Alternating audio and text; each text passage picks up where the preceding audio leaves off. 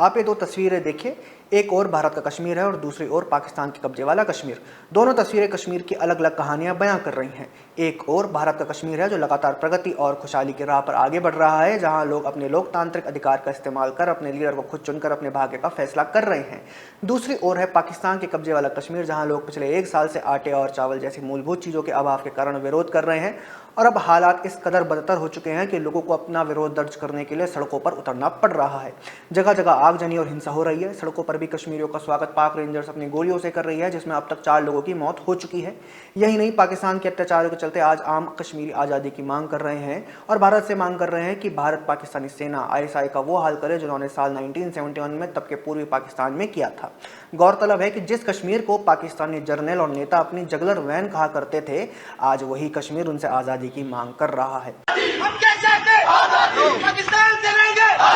इसके उलट भारत में रह रहे कश्मीरी आज मुख्य धारा से जुड़ रहे हैं। इसका सबसे ताज़ा उदाहरण है कश्मीर के वोटिंग परसेंटेज में आया जबरदस्त उछाल, खासकर उन इलाकों में जहां आतंकवाद असुरक्षा के चलते ना के बराबर वोटिंग हुआ करती थी।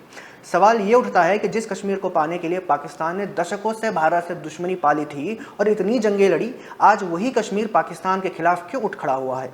इसका जवाब है कि पाकिस्तान को कभी आम कश्मीरियों की कोई फिक्र थी ही नहीं। उसे बस कश्मीर के भूभाग से मतलब था, जिसके चलते वह अपने भू राजनीतिक हितों को साध सके। इसलिए उसने इतने वर्षों तक कश्मीर में विकास के नाम पर सिर्फ आतंकी अड्डे ही बनाए और कश्मीरियों को गुर्बत में झोंके रखा। POK में भड़की इस हिंसा पर अब पाकिस्तान फिर से टेम्पररी चेपी लगाने की कोशिश कर रहा है। पाकिस्तानी प्रधानमंत्री शहबाज शरीफ और POK के PM अनवरुल हक ने एक बैठक के बाद वहां बिजली और गेहूं सब्सिडी के लिए POK के लिए 23 अरब रुपए जारी करने की मंजूरी दी है। और सोचिए, इस राहत पैकेज के बाद क्या होगा। 40 किलो आटे की सब्सिडी दर 3100 रुपए से घटाकर 2000 रुपए होगी। बिजली शुल्क घटाकर क्रमश 3 रुपए, 5 रुपए और 6 रुपए प्रति यूनिट कर दिया गया। लेकिन ये सब्सिडी अब POK की जनता के लिए कोई मायने नहीं रखती है। यह मांग अब पाकिस्तान से मुक्ति के प्रदर्शनों में तब्दील हो चुकी है।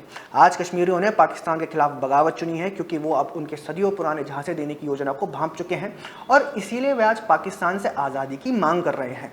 भारत के कश्मीर की बात करें तो मोदी सरकार ने अनुच्छेद 370 और 35A को हटाकर यह सुनिश्चित किया कि जम्मू कश्मीर के लोगों को वे अधिकार और विकास के लाभ मिले जो उनके बाकी साथी भारतीयों को मिलते हैं।